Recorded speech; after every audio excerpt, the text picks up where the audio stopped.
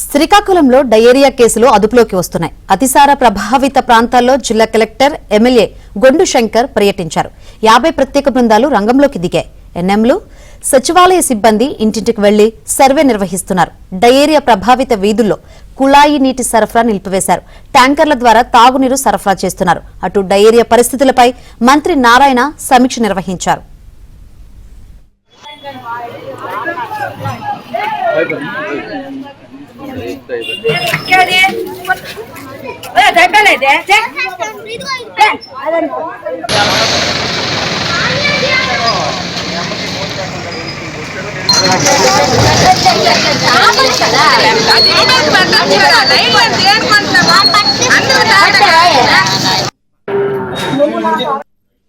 కలుషిత నీరు, నిల్వ చేసిన ఆహారం వల్లే వ్యాధి ప్రబలినట్లు భావిస్తున్నారు. శ్రీకాకుళం, వైజాగ్ ల్యాబ్లకు నీటి నమూనాలను పంపించారు. వాటర్ పైపు లైన్ల లీకేజీల గుర్తింపునకు, పారిశుధ్యానికి ప్రత్యేక బృందాలను ఏర్పాటు చేశారు. వైద్య శిబిరాలు రాత్రంతా అందుబాటులో ఉన్నాయి.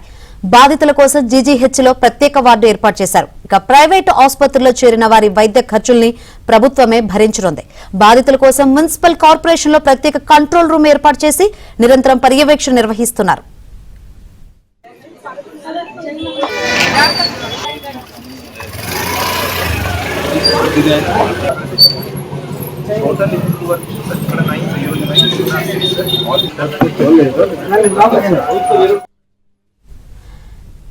బ్రేకింగ్ చూస్తున్నాం. శ్రీకాకుళం మున్సిపల్ కమిషనర్ సస్పెండ్ అయ్యారు. విధుల్లో నిర్లక్ష్యంగా వ్యవహరించి అతిసార ప్రబలడానికి కారణమయ్యారని కమిషనర్ పై చర్యలు తీసుకున్నారు.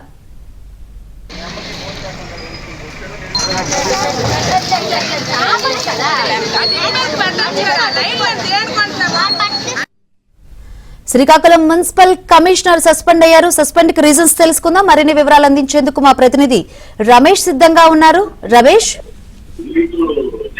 శ్రీకాకుళం నగరపాలక సంస్థలో ఏదైతే గత 3 రోజుల నుంచి డయేరియా విజృంభిస్తున్నటువంటి నేపథ్యంలో ప్రభుత్వం చర్యలకు దిగింది. ప్రధానంగా ఎవరైతే దానికి బాధ్యులైనటువంటి అధికారులు ఉన్నారో నిర్లక్ష్యంగా వ్యవహరించినటువంటి అధికారులపైన చర్యలు చేపట్టింది. ముఖ్యంగా మున్సిపల్ అధికారుల నిర్లక్ష్యమే కారణమని ప్రాథమిక విచారణలో తేలినటువంటి నేపథ్యంలో అధికారులపైన ఇప్పటికే చర్యలు చేపట్టారు. దీనిలో భాగంగా మున్సిపల్ కమిషనర్ ను సస్పెండ్ చేస్తూ కొద్దిసేపటి క్రితం రాష్ట్ర ప్రభుత్వం ఉత్తర్వులు జారీ చేసింది. ప్రధానంగా గత 3 రోజుల నుంచి ముఖ్యంగా ఏదైతే పాత శ్రీకాకుళం ప్రాంతంలో డయేరియా విజృంభిస్తోంది. దీంతో 65 మంది ఆసుపత్రి పాలయ్యారు. దీనిలో 15 మందిని డిశ్చార్జ్ చేసినప్పుడు కూడా 2 చనిపోయినట్లు అనధికారికంగా ప్రకటించారు. ఒకరికి ఇప్పటికే ఎక్స్గ్రేషియా ప్రకటించారు. అంటే దాదాపుగా ఒకవైపు మొత్తం కూడా కలుషితమైనటువంటి నీరు కారణంగానే ఈ వ్యాధి ప్రబలింది అనేటటువంటి ఒక ప్రాథమిక అంచనాకు అధికారులు వచ్చారు. దీనిలో భాగంగా ఏదైతే మున్సిపల్ అధికారులు నిత్యం పర్యవేక్షించాల్సినటువంటి మంచినీరు సరఫరా వ్యవస్థలో లోపాలు ఉన్నటువంటి నేపథ్యంలోనే ఈ మొత్తం ఈ డయేరియా వ్యాప్తికి కారణమైంది అనేటటువంటి ఒక ప్రాథమిక అంచనాకు వచ్చినటువంటి నేపథ్యంలోనే మున్సిపల్ కమిషనర్ సస్పెండ్ చేసినట్లు తెలుస్తుంది. అయితే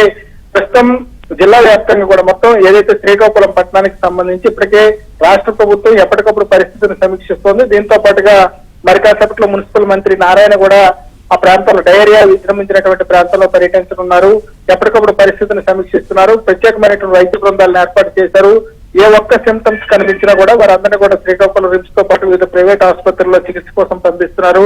అయినప్పటికీ కూడా ఎంత తీవ్రతకు కారణం ఎవరు అనేటటువంటి దానిపైన ప్రాథమిక విచారణ నివేదిక వచ్చినటువంటి నేపథ్యంలో అధికారులపైన చర్యలకు కూడా ప్రభుత్వం ఇప్పటికే పూనుకుంది. దీనిలో భాగంగా ముఖ్యంగా నిర్లక్ష్యమే కారణం అనేటటువంటి ఒక రిపోర్ట్ వచ్చింది. ఈ నేపథ్యంలోనే చర్యలు తీసుకున్నట్లు తెలుస్తుంది. మొత్తానికైతే ప్రస్తుతం నార్మల్ పరిస్థితికి వచ్చింది. కొత్తగా వచ్చేటటువంటి కేసులు లేవు. పాత ఎవరైతే ఈ సిమ్టమ్స్ తో బాధపడుతున్నటువంటి రోగులు ఉన్నారో వారందరికీ కూడా రిమ్స్ తో పాటు వివిధ ప్రైవేట్ ఆసుపత్రుల్లో చికిత్స అందిస్తున్నారు.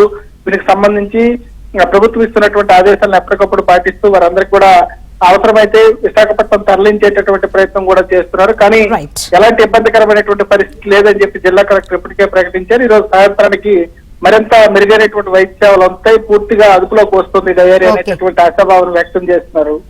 Right, thank you Ramesh. Tap water అన్ని బంద్ చేసి ట్యాంకర్స్ ద్వారా నీరు ఇస్తున్నాం.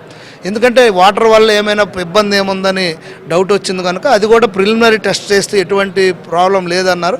72 hours కల్చర్ టెస్ట్కి ఇచ్చాం, అది రావాల్సి ఉంది.